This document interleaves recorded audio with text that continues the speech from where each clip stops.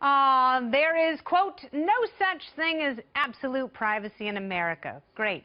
That anti-liberty screed, not from some online commie crackpot, but from our FBI Director James Comey. In a cybersecurity conference yesterday at Boston College, America's top cop went on to say, quote, even our communications with our spouses, with our clergy members, with our attorneys are not absolutely private in America. And he added that a judge can compel anybody to testify about our most private and personal communications.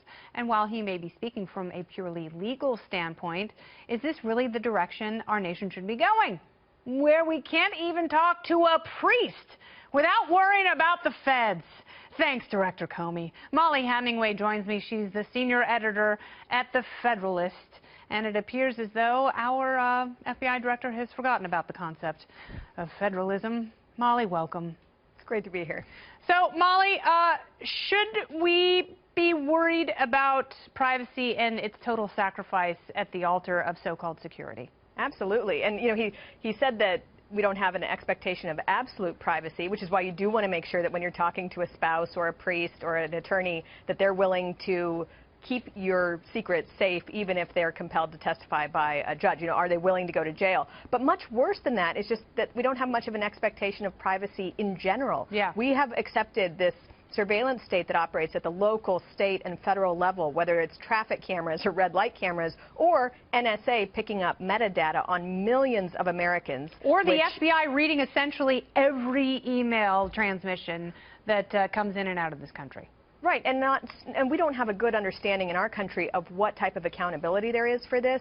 The distance between the people and the government is ever greater, and it looks like even when you switch presidential administrations, there's this sort of secretive bureaucracy that continues that is more powerful and doesn't really feel the need to be transparent about what it's doing. No, and you had a great quote here. You said you used to hear people say, hey, do what you want. It's a free country. And no one says that anymore. It makes me sad. I heard this all the time when I was growing up. You know, you'd see someone doing something that you wouldn't do, or that, you know, a family that was operating differently than yours, and you'd be told it's a free country. People can do what they want. Yeah. That is not happening anymore. I mean, you don't hear that statement or that sentiment or that general way of life, and it's so tied into who we are as Americans, this idea that we do get to live our lives how we want without oppression from the government.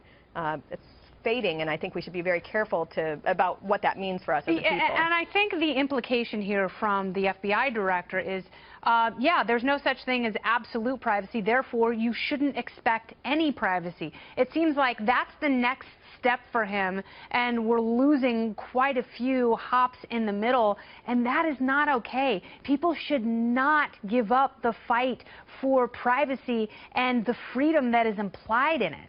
Right, and the government needs to make a case if it's going to restrict this fundamental human liberty about having this right to exist with other people without the government spying on you. And it seems more and more that it's just de facto assumed that they have the right to take, you know, have access to your TV, your home, your, you know, everything about you, knowing who you are, where you're traveling, who you're calling, why you're calling. That is scary. I mean, that's the stuff that dystopic fiction is written about, and it's happening in this country, and we should be on guard. Yeah, unfortunately, you're right. It's becoming nonfiction, and it's scary, and people can't give up the good fight, even when, you know, the top law enforcement guy in the country says that, maybe you should. Mollie, thank you so much for being here. I appreciate it. Thank you.